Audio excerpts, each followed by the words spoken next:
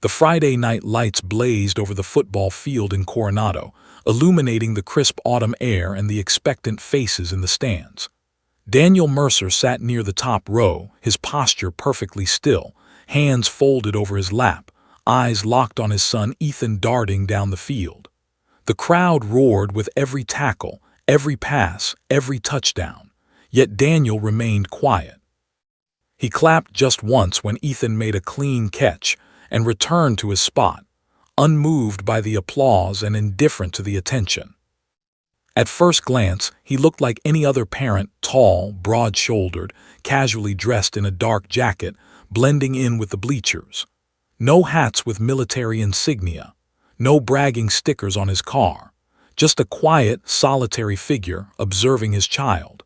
But under that calm exterior was a lifetime of weight few could imagine. Daniel had spent 20 years in the U.S. Navy, not as a desk officer, not in public relations, but as a Navy SEAL. He had deployed to the most dangerous corners of the world, operating in complete secrecy, carrying out missions that would never appear in the newspapers. There were faces he had seen vanish in smoke and fire, friends he had buried quietly. There were nights he couldn't sleep, haunted by screams in the dark that no one else would ever hear. He carried memories that were sharp enough to cut, memories he had promised to himself to never repeat out loud.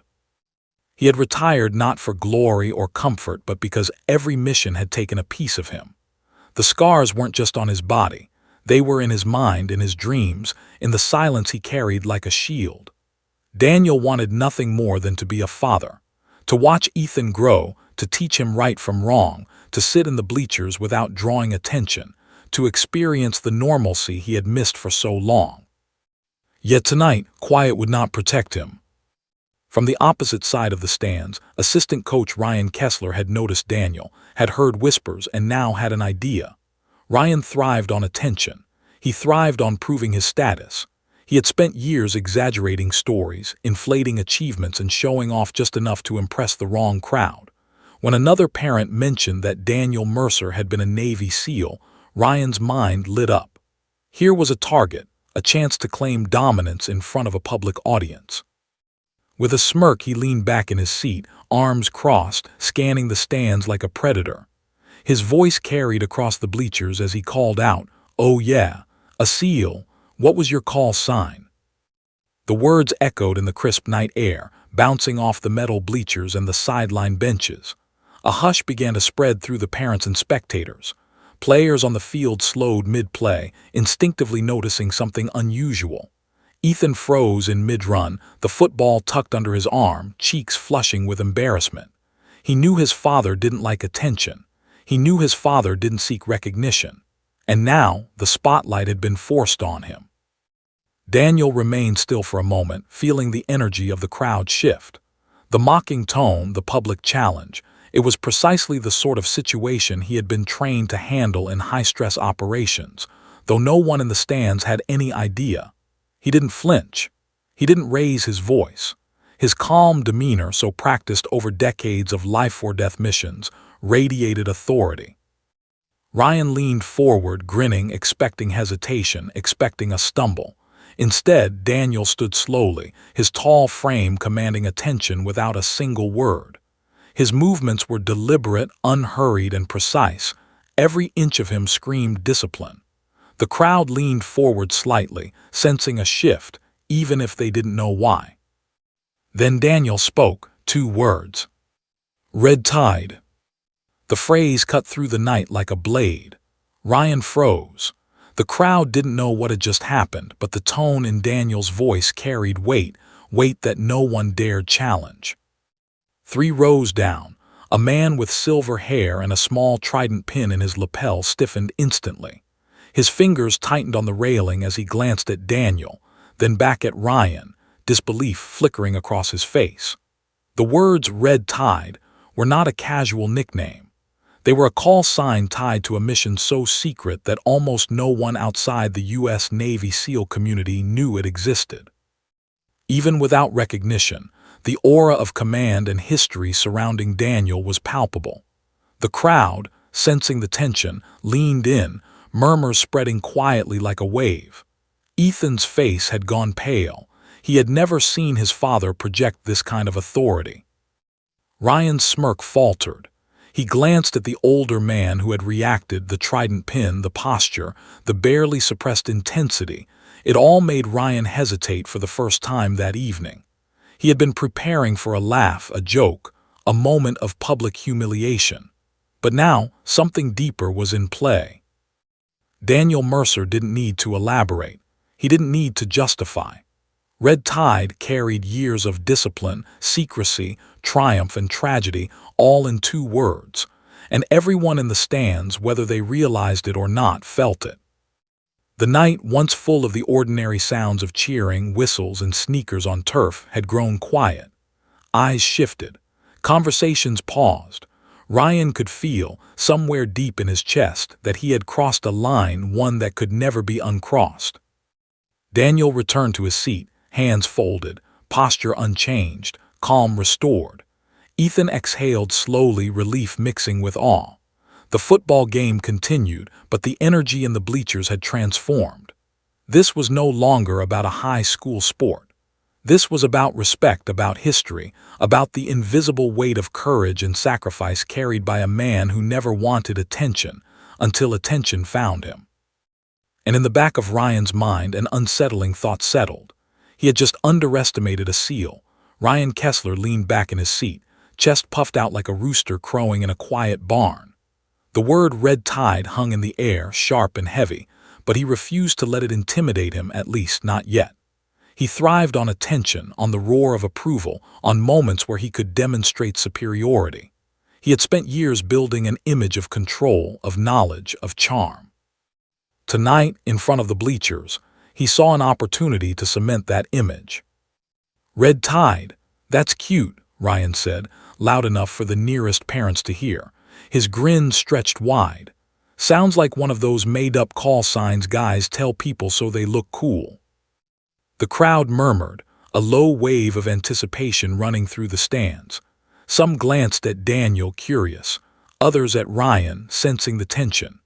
Ethan's hands tightened on the football, jaw clenched. His father's calm had always been comforting, almost untouchable, and yet the mocking tone of Ryan's voice made his skin crawl.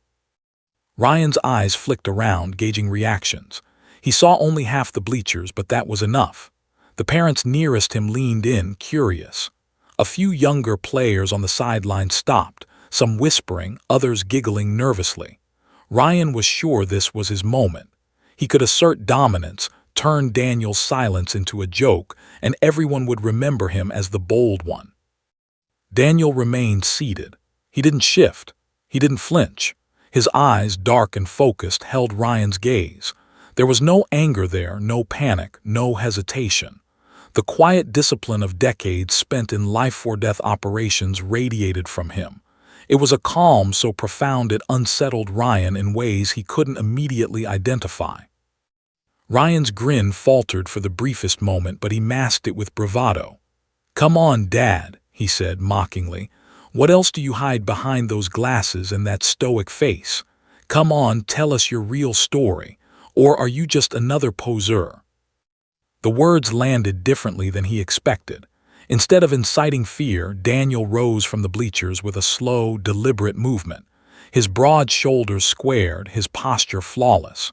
The crowd, sensing something significant, grew still. No one clapped. No one laughed. Even the referees on the field looked up, sensing a subtle shift in energy. Daniel's voice cut through the murmurs, calm, low, and measured. "Red Tide." The 2 words weren't louder than Ryan, but they carried weight, gravity, the kind of weight that could anchor a ship in stormy seas. To those who understood, the words were instantly recognizable, not a joke, not a story, but a badge of truth. The crowd felt it instinctively. Parents shifted in their seats. Ethan froze mid-step, gripping his football tightly, staring at his father in awe. 3 rows down, the gray-haired veteran with the trident pin had straightened. His eyes narrowed, piercing Daniel's form like a hawk watching prey. He had served long enough to know a call sign, but Red Tide wasn't just a call sign. It was a mission, one that had gone horribly wrong. Hostages, failed extractions, fire, loss, pain, lives lost in silence. Only a handful of people had survived it, and even fewer spoke of it. Ryan, sensing the shift, laughed nervously. "What? That's it. That's supposed to impress me." He tried to swagger to maintain dominance. But inside, doubt flickered. Something about Daniel, the stillness, the certainty, the invisible weight he carried, made Ryan's bravado feel shallow. Daniel's eyes didn't leave him. There was no malice, no desire to intimidate, just quiet certainty. A lifetime of focus honed in moments like this. He leaned slightly forward, lowering his voice so it carried the calm force of command rather than the threat of anger. "You don't ask about a call sign unless you're ready to understand what it cost." The words hung in the air like smoke from a distant fire. The parents closest to the bleachers exchanged glances. Ethan's heartbeat pounded in his chest as he tried to process the revelation. His father had carried secrets, burdens, lives on his shoulders, and Ryan had just stepped into them without comprehension. Ryan opened his mouth, then closed it. He had nothing to say. His rehearsed humor, his confident mocking, evaporated under the invisible pressure surrounding Daniel. He felt a subtle but undeniable intimidation, not from anger, not from violence, but from presence. Daniel's presence alone reminded him that he was standing in front of someone who had stared death in the face, someone who had lived with loss that Ryan could never imagine. The older veteran whispered something under his breath, almost inaudible, but Daniel caught it. It was a recognition, a silent acknowledgement of history, of shared understanding. The trident pin gleamed faintly under the stadium lights. Daniel didn't respond, didn't nod. He merely sat back down, his composure perfect, unshakable. The crowd slowly exhaled. Murmurs replaced laughter. The tension had shifted. It was no longer a question of jokes or arrogance. Something real had happened. The field continued to bustle with the sounds of the game, but the bleachers were now charged with the quiet recognition of history, sacrifice, and respect. Ethan's hands tightened on the football again, not from fear, but from awe. He looked at his father in a way he never had before, not as a parent, but as a man who had carried worlds on his back and walked through fire without flinching. Ryan, meanwhile, sat frozen, his earlier confidence replaced by an unsettling awareness. He had tried to humiliate a man he barely understood, and now the lesson had begun. Daniel returned to watching the game, his hands folded again, his eyes calm, his presence serene, but the air in the stands had changed forever. Tonight, two words had done what years of noise and arrogance could never achieve. They commanded respect. And Ryan Kessler, for the first time in his life, understood there are battles no one can win with words alone. The air was heavy. Daniel had returned to his seat, hands folded, eyes on the field, but something had shifted. The crowd's chatter, once loud with cheers and laughter, had faded into a low hum of uncertainty. Parents exchanged glances, some whispering, some staring at Daniel with newfound curiosity, sensing that he was no ordinary man. But the most important observer wasn't in the crowd. 3 rows down, the older gray-haired man, wearing a small trident pin on his lapel, had frozen completely. His eyes, sharp and calculating, had narrowed when Daniel spoke the 2 words, "Red Tide." He had heard them before, years ago, in a briefing room lit by harsh fluorescent lights and the faint hum of military machinery. Red Tide wasn't a casual nickname. It was a mission, one shrouded in secrecy, one that had claimed lives and tested the limits of human endurance. Only a handful of men outside the Navy SEAL community could recognize it, and fewer still could say it aloud without the weight of its history pressing down on them. The older man's fingers clenched around the railing. He leaned slightly forward, whispering under his breath, "Impossible, could it be him?" He adjusted his glasses and leaned back, swallowing hard. He had been a commander in the United States Navy, overseeing operations too sensitive for public knowledge. Operation Red Tide had been classified, a mission executed at the edge of legality and human endurance. One wrong move could have exposed the team, costing lives and careers. He had thought everyone involved had either gone quiet or disappeared. Yet here, on a high school bleacher, sat one of the mission's survivors, calm, unflinching, and alive. Ryan Kessler, oblivious at first, had leaned forward, trying to regain control. "What year did you?" he began, but the words caught in his throat. Something about Daniel's presence, about the weight behind red tide, pressed down on him. He tried to smile, to mock again, but it came out as a nervous twitch. His bravado, once unshakable, was faltering. Daniel, aware of the silent command the veteran had just given, didn't speak. He didn't need to. His posture alone conveyed decades of discipline and endurance. Every muscle, every line of his face, every measured breath screamed that he was a man who had faced death and survived, and that he carried its lessons silently, indelibly, within him. The older veteran cleared his throat softly so only Daniel could hear. "Which team, which deployment?" His voice was low but deliberate. The question wasn't casual. It was a test of truth. Daniel met his gaze steadily, then answered with the year and with quiet precision the name of the teammate who had not survived. The bleachers went still. Ryan Kessler's attempt at humor evaporated entirely. His lips pressed together. He had no idea what had just been revealed, but instinctively he sensed that he had crossed into territory he could never return from. The laughter, the arrogance, the mocking, all meaningless now. Daniel's words were measured, calm, almost gentle, yet they carried the weight of entire operations, of decisions that had cost men their lives. "We lost him on extraction," he said quietly. "No one else could be brought back safely. It was the only way to secure the rest of the team." A wave of unease rolled across the bleachers. Parents shifted uncomfortably, sensing something they didn't understand but intuitively recognizing. Whispers spread. "Who is this man? What did he do?" The game continued on the field, but no one in the stands cared. They were witnesses to something heavier, something that transcended touchdowns and cheers. Ethan watched his father intently. He saw something he had never noticed before, a depth, a gravity, a burden carried silently for decades. He understood now why his father avoided attention, avoided conversation, avoided accolades. He had lived in worlds ordinary people could not imagine, had made decisions no one could comprehend, and had survived with quiet dignity. Ethan's chest tightened with pride, awe, and something like fear. Fear not of his father, but of the weight of the man he was finally beginning to understand. Ryan shifted uncomfortably in his seat.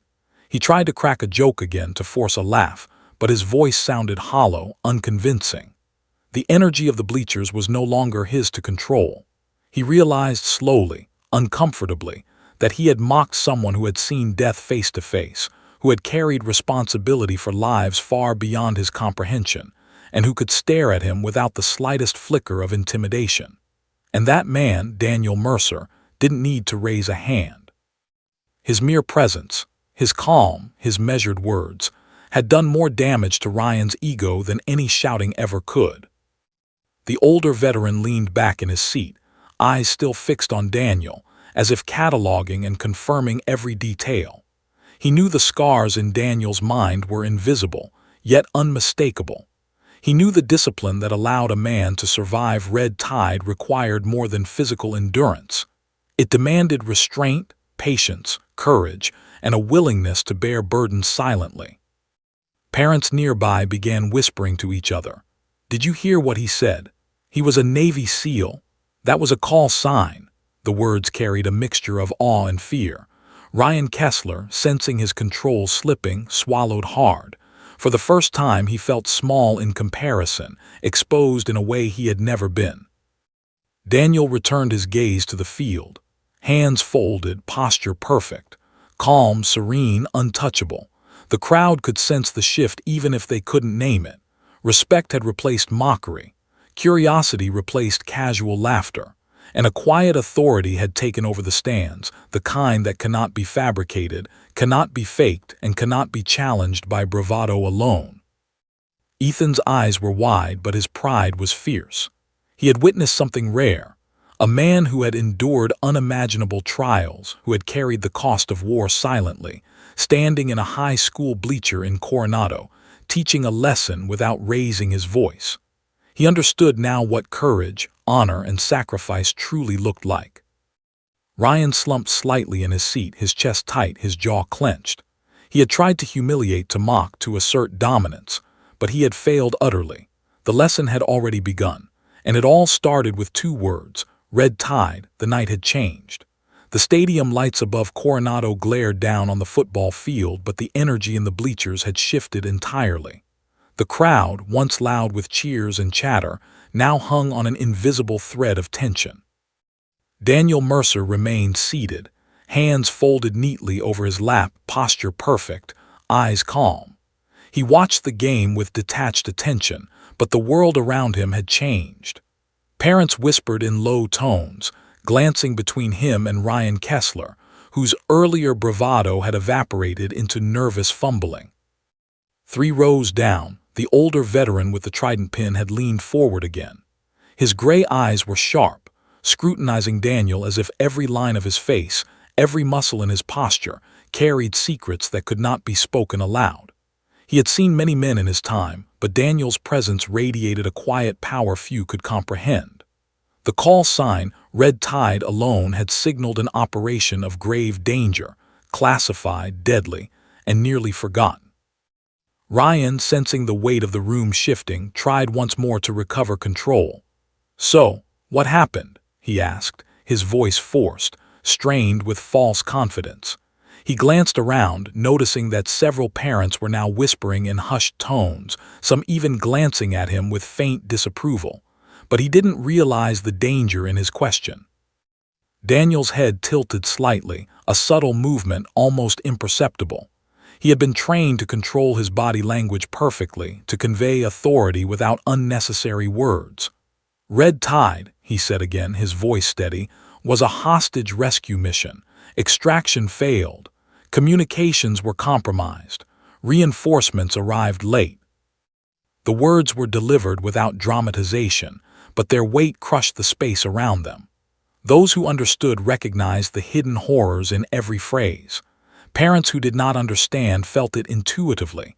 There was gravity, danger, loss. Ethan's jaw tightened as he listened, absorbing the silent story unfolding before him. Daniel continued, "One teammate did not return. I carried a wounded operator through gunfire and fire toward the extraction point. I refused evacuation until every other man was safe. We completed the mission, but not without cost." A collective shiver seemed to ripple through the bleachers. Some parents stared at him, eyes wide, unable to articulate what they were seeing. Others lowered their heads, overwhelmed by the authority and experience emanating from a man who had spent decades in silence. Ryan shifted uncomfortably, unsure how to respond. His earlier mocking had been transformed into embarrassment, then fear, then awe, all without a single gesture from Daniel. The older veteran leaned back slightly, eyes fixed on Daniel, a silent recognition passing between them. He had overseen countless missions, and he knew immediately that this man, sitting quietly in a high school bleacher, had seen death, endured pain, and carried responsibility beyond comprehension. Operation Red Tide had claimed lives, shattered teams, and left scars that no awards or public ceremonies could ever heal. The story, delivered in calm and measured tones, painted a picture more vivid than any dramatization. The crowd could imagine the dark coastline, the waves crashing violently against the shore, the gunfire cutting through the night. They could feel the urgency, the chaos, the life-or-death stakes. And above it all, Daniel had remained steadfast, disciplined, and alive, a man molded by fire. Ethan's hands trembled slightly as he gripped the football. He realized the truth about his father, the sacrifices he had made, the silent burden he had carried for years, the lives he had saved and the ones he could not. It was not bravery for show. It was quiet, relentless courage. He had never understood it until this night. Ryan, meanwhile, was losing control entirely. His attempts at humor and mockery had no effect. His confidence had crumbled, replaced by an unshakable awareness that he had provoked a man who had stared death in the face countless times. He had mocked a legend. And now, the consequences were beginning to settle around him like an invisible weight. Parents began to whisper among themselves, some with awe, some with fear, some with newfound respect. "I didn't know," one mother murmured. "He saved lives," another said. Ryan's ego, which had thrived on attention, was shrinking rapidly.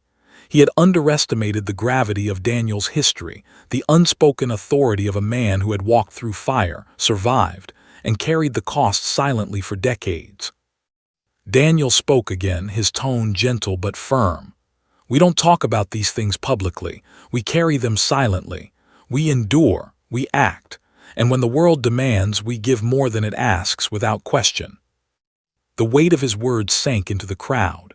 The game went on, but no one watched the scoreboard. All eyes were on Daniel. The lesson was clear, courage was quiet, sacrifice was invisible, strength was measured in endurance, not applause, and arrogance, no matter how loud, could never challenge it. Ryan's face had gone pale. He swallowed nervously, trying to regain composure, but every instinct told him that he had misjudged entirely. The world he had imagined, one where mockery and performance held power, had been upended in moments by two simple words, and the silent authority of a man who had lived more in one mission than Ryan could in a lifetime. The older veteran whispered something to himself, almost inaudible, still carrying it all. Recognition, respect, and awe passed between him and Daniel silently, a conversation without words. Daniel returned his gaze to the field, calm, collected, yet carrying the invisible weight of lives saved and lost. Ethan's eyes brimmed with understanding. For the first time, he truly saw his father. Not as just a man, not as a parent, not as a quiet figure in the stands, but as a warrior who had faced the unimaginable, endured it, and continued to walk among the living with integrity intact. Ryan sat frozen, struggling to speak, realizing that he had stepped into something far greater than he could comprehend.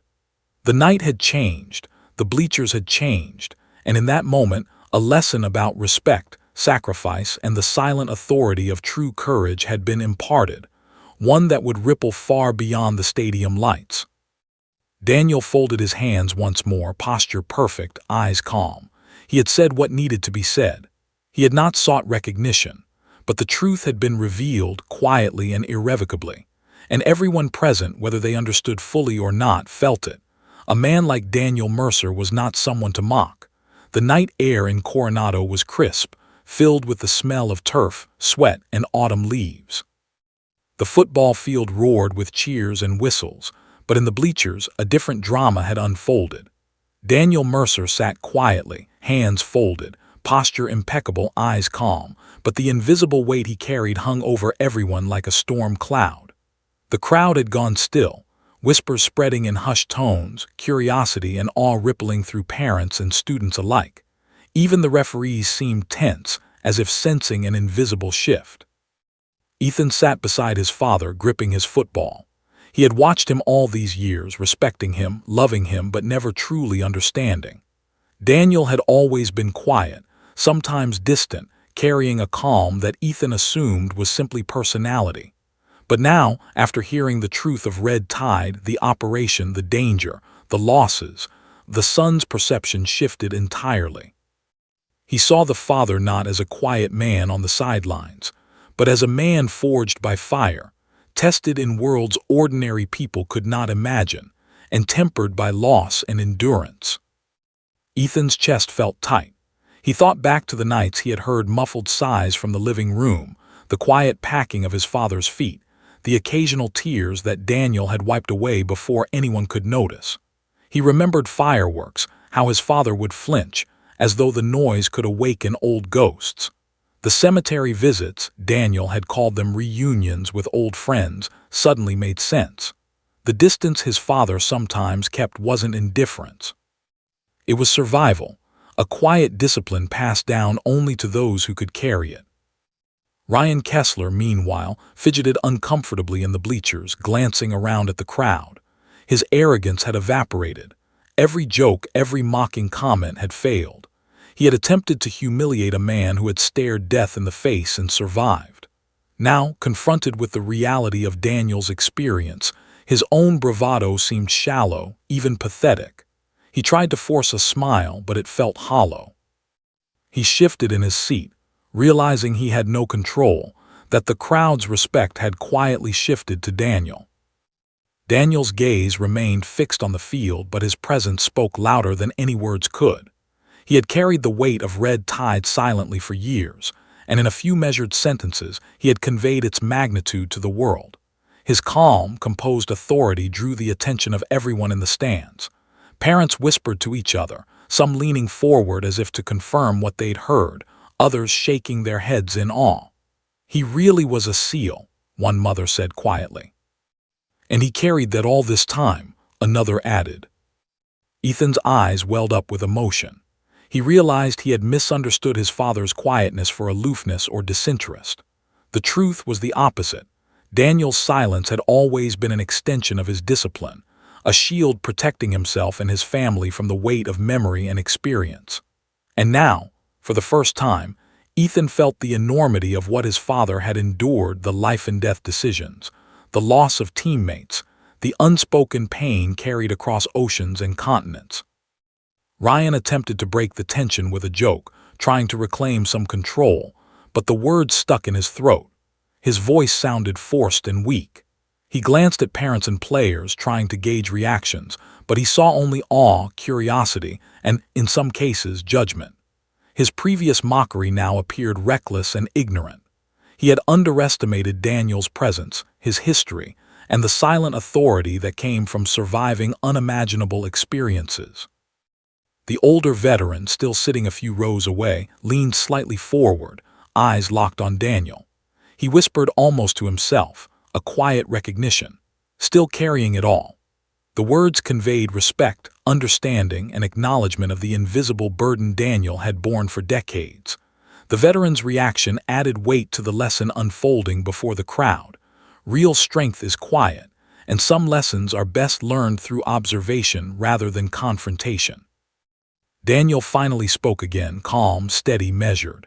"You don't ask a man about a call sign unless you are prepared to respect what it cost." The sentence carried authority without anger, a quiet truth that needed no embellishment.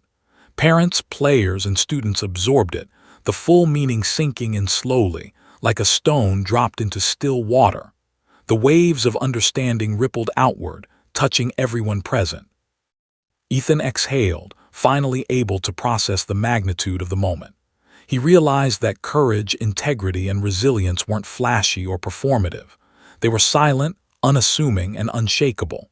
They were carried quietly, like an invisible weight that only those who have experienced extreme danger could truly understand. His father embodied all of it, and for the first time, Ethan understood what it meant to be truly proud. Ryan's discomfort deepened.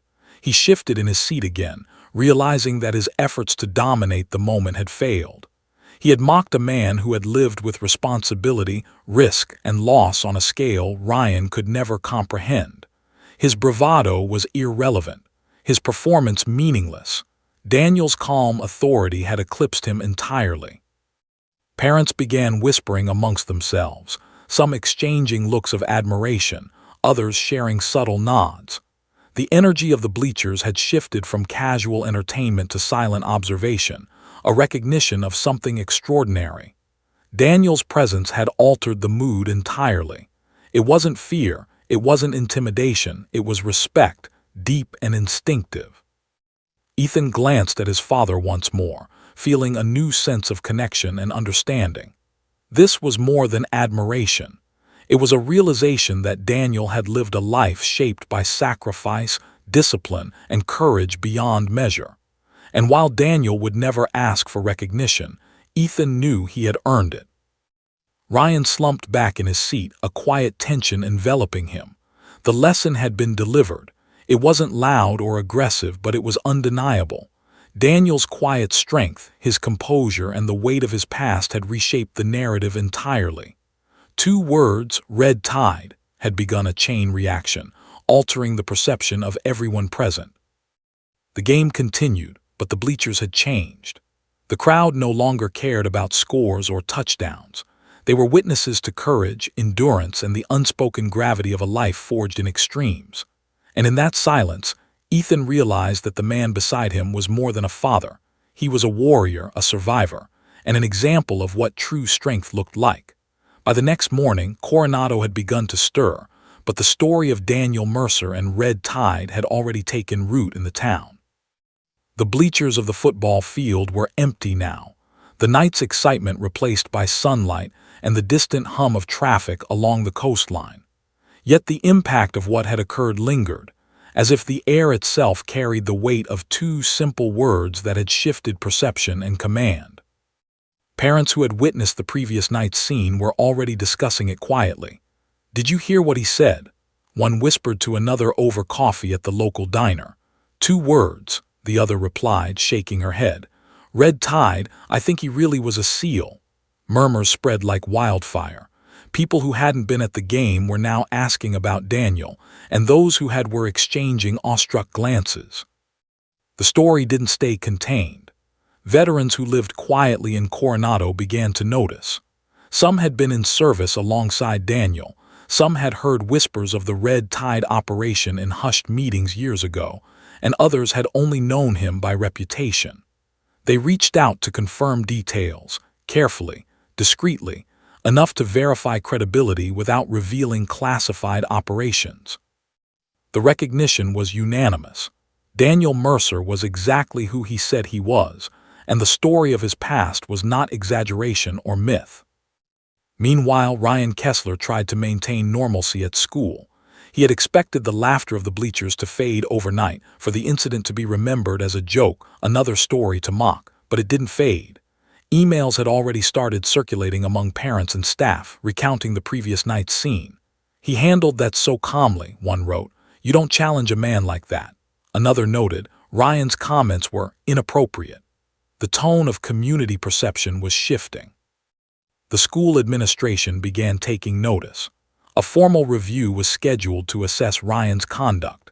Complaints weren't widespread or malicious, but concern had been raised about repeated inappropriate comments, mockery of military families, and misrepresentation of personal service history. Ryan insisted it had been harmless teasing, that it was just banter, but the community's consensus was forming. This had gone far beyond harmless. Daniel himself did nothing. He didn't attend meetings. He didn't send letters. He didn't demand retribution or recognition. In his mind, the matter was resolved. The lesson had already been delivered. Respect had been asserted quietly, through presence, demeanor, and authority. His involvement was unnecessary. The weight of his history and the calm power of his reputation were enough to shift perception, and that, in itself, was sufficient. Veterans began confirming what they could without breaching security. Social media, though largely dormant on such topics, began to carry hints and acknowledgments. Pictures of Daniel at training exercises surfaced from years past, unremarkable to the casual observer but revealing to those who understood military insignia and hierarchy. Small, quiet confirmations spread across the community. This was no joke. Daniel Mercer's experience, sacrifice, and authority were real, indisputable, and formidable. Ryan, however, was oblivious to the full scope of what had begun. He tried to laugh it off at work, to convince others that he had simply been joking with a quiet dad in the stands.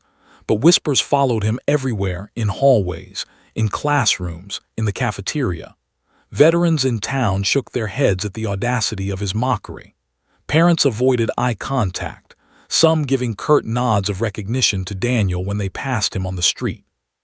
The momentum had shifted against Ryan, and he could feel it, though he couldn't articulate it. Daniel continued his quiet routine. He drove Ethan to practice, sat in the same bleachers he always did, and kept his distance from the unfolding rumors. He had no need for spectacle, and he never sought recognition. Yet paradoxically, his silence amplified his authority. People began to understand that true leadership, true courage, didn't shout. It endured quietly, steadfastly, and visibly. The more Ryan tried to assert dominance, the more he revealed his own lack of understanding. Ethan watched the changes with a mixture of pride and wonder. He observed parents nodding at his father, friends whispering about his calm authority and veterans offering subtle acknowledgement. For the first time, he truly saw the depth of Daniel's influence. He had been shielded from the realities of his father's past, but now it was clear. The man sitting beside him had walked through fire, literally and metaphorically, and emerged unbroken. By the end of the week, the consequences began crystallizing. The school administration's review confirmed multiple concerns with Ryan's behavior. His repeated jokes about military families, combined with this recent mockery, were no longer tolerable. Parents voiced disapproval, veterans quietly intervened where they could, and the narrative of the previous Friday's game had taken on a life of its own. Ryan's reputation, built on arrogance and exaggerated bravado, began to crumble. Daniel remained detached from the process, knowing it was unnecessary for him to act. Two simple words had begun a chain reaction. Respect had been asserted without confrontation, authority without aggression, and lessons delivered without spectacle. The town had begun to understand that some men command attention not through noise, but through history, presence, and the weight of lived experience. Ryan, now isolated in his confidence, realized the truth too late. His mocking laughter had led to scrutiny, and his arrogance had revealed weakness. The moment he had sought to dominate had instead exposed him. By the time the week ended, the community had quietly decided. Arrogance without understanding has consequences, and disrespect toward true courage will not go unnoticed. Ethan, meanwhile, absorbed it all, understanding something far beyond football, school, or high school rivalries. Courage, he realized, was not performative. Strength was not shown in shouting or mocking. Authority came quietly, carried by history, endurance, and unspoken sacrifice. And his father, Daniel Mercer, embodied all of it. As the sun set over Coronado, the town had shifted subtly but irrevocably. Daniel's lesson had been delivered without a single raised hand. Respect had been commanded without demands, and Ryan's arrogance had begun to crumble publicly, quietly, and inexorably. In the world Daniel carried with him, the consequences of disrespect were simple and unavoidable. Some lessons must be learned the hard way. The school administration meeting had been called for a reason, but no one expected the energy that filled the room that morning. Parents, teachers, and veterans quietly gathered, their faces showing subtle anticipation. Daniel Mercer remained absent, seated instead in the bleachers outside, watching his son practice, letting events unfold naturally. He had already demonstrated the lesson that needed to be learned. Quiet authority and experience spoke louder than words. Inside the conference room, Ryan Kessler shifted nervously. His confidence, once seemingly unshakable, had eroded over the past week. Emails, whispers, and subtle glances from parents and veterans had chipped away at his arrogance. For the first time, he realized that the mocking laughter he had relied upon to establish dominance had completely failed. His ego, built on superficial bravado, had met something far greater than him. The principal called the meeting to order. "We are here to review recent incidents regarding staff conduct," she began, her tone measured, professional, yet carrying unspoken gravity. Ryan's eyes darted around the room, hoping to find an ally, a friendly face, any indication that this would be brushed aside. But he found none. Instead, he saw parents nodding subtly, veterans observing silently, and teachers maintaining a composed but firm presence. A retired officer, someone who had served alongside Daniel during Red Tide and other classified operations, was invited to speak. He did not reveal classified information. Instead, he offered confirmation of Daniel's service in a way that highlighted the seriousness of the situation without breaching security. His voice was calm, deliberate, and commanding. The room listened intently. "The standards for respect toward service members, particularly those with experience in operational theaters, are non-negotiable," he said quietly. "Disrespect cannot be overlooked." Ryan tried to interject, laughing nervously. "It was just a joke," he said. "I didn't mean anything," but the words sounded hollow. The room remained silent, all eyes fixed on him. His excuses carried no weight against the backdrop of truth, sacrifice, and authority. The parents present could see the consequences of arrogance laid bare. Veterans nodded subtly, recognizing the pattern. Disrespect toward men and women who had carried burdens few could fathom could not be tolerated. The principal continued, voice firm but even. Repeated incidents of inappropriate conduct, combined with the recent events at the football game, constitute behavior that cannot continue in a position of authority. After review, the administration has decided that Mr. Kessler will no longer serve as assistant coach. The words landed like a hammer. Ryan's face went pale, a nervous twitch flickering at his lip. He opened his mouth, searching for another excuse, another joke, another distraction, but none existed. His position, his authority, his inflated self-image had crumbled in a matter of minutes.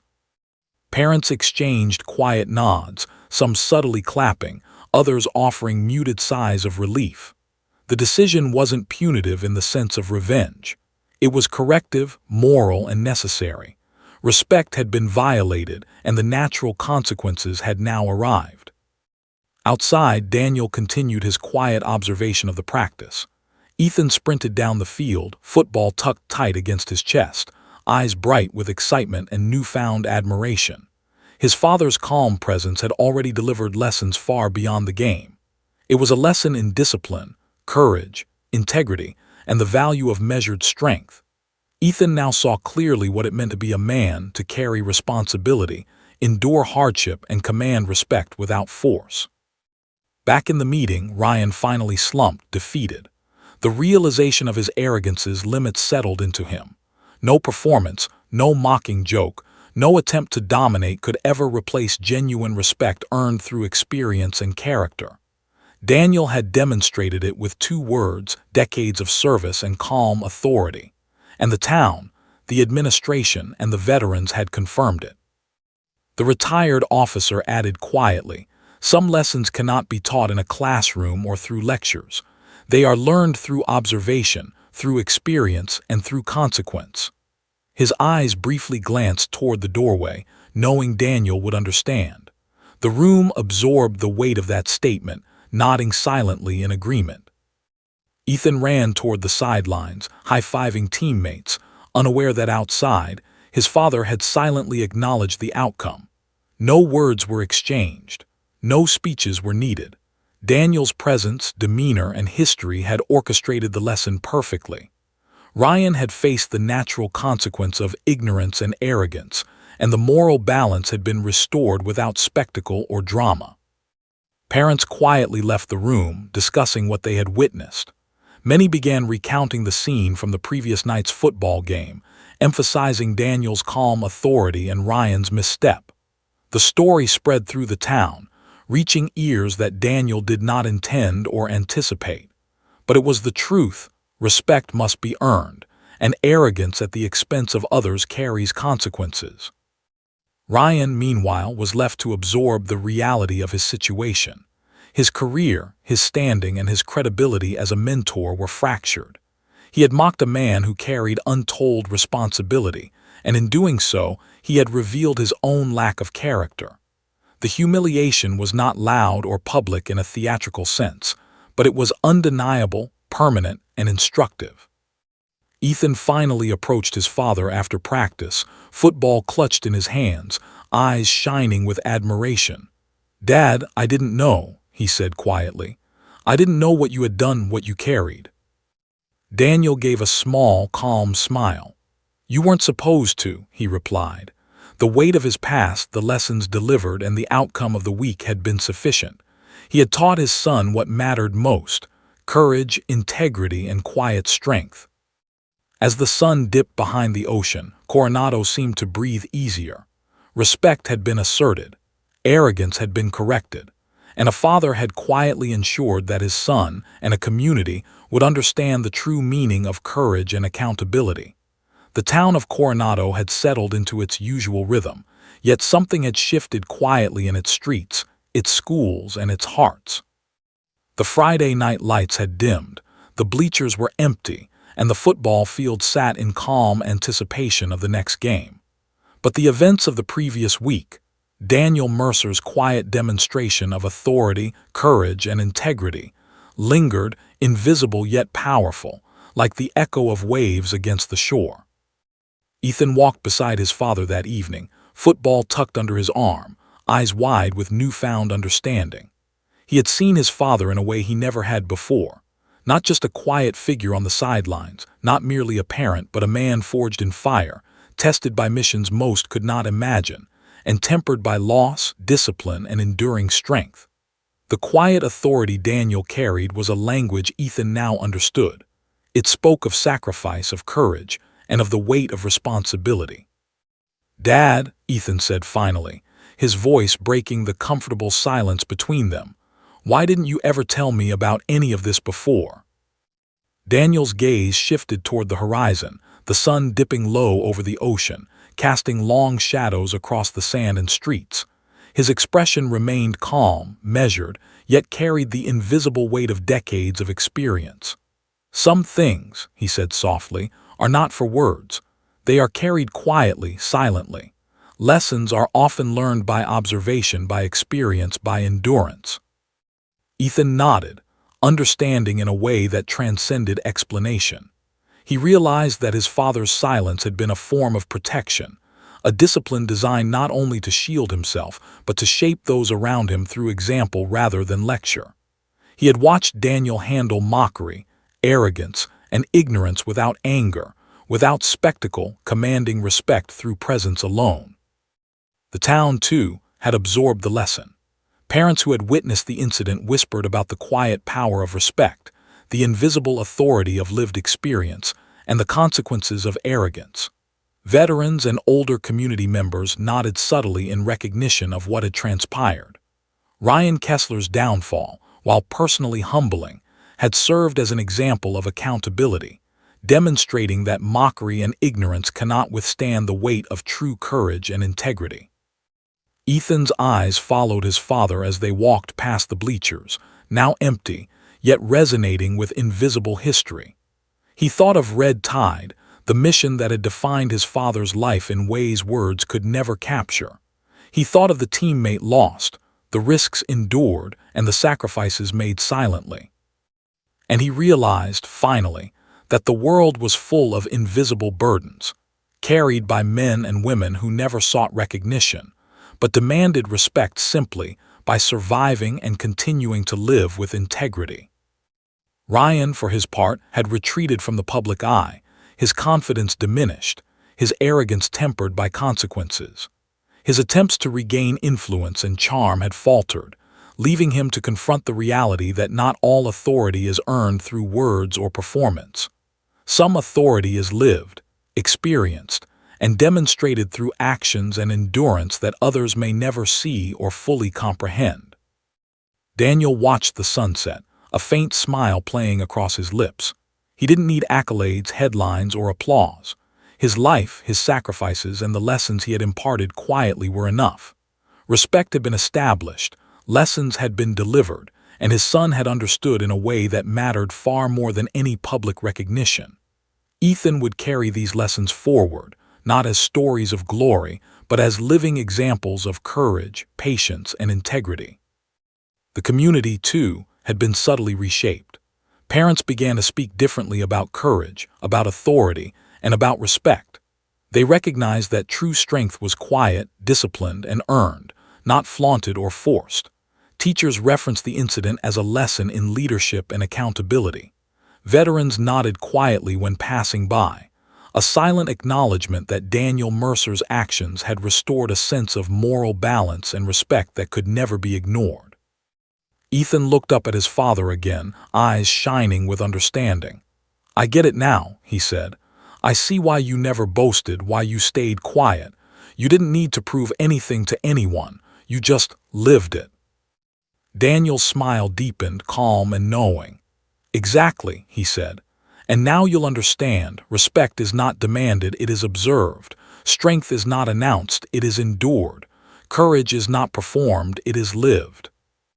The sun sank fully behind the horizon, leaving a warm glow over the town. The waves lapped against the shore with gentle persistence, a natural rhythm that mirrored the quiet endurance of the man walking beside his son. Daniel had taught a lesson without spectacle, without confrontation, and without anger.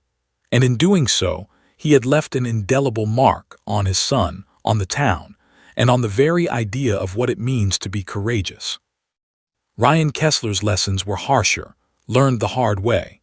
He would never forget the humbling, the public but silent reckoning, and the power of invisible authority. And the memory of Daniel Mercer, calm, composed, unflinching, and entirely earned in respect and sacrifice, would remain a benchmark against which all arrogance and mockery would be measured in Coronado for years to come. As Daniel and Ethan walked home, the town settling into night around them, the true story of courage and quiet authority had been written not in headlines or applause, but in the observation of those present and the enduring example of a man who had carried the weight of the world, silently, with dignity. And in that legacy of silence, Daniel Mercer had ensured that one lesson, above all, would endure. Courage is quiet, sacrifice is invisible, and true strength is measured not by words, but by what one can endure and survive in silence.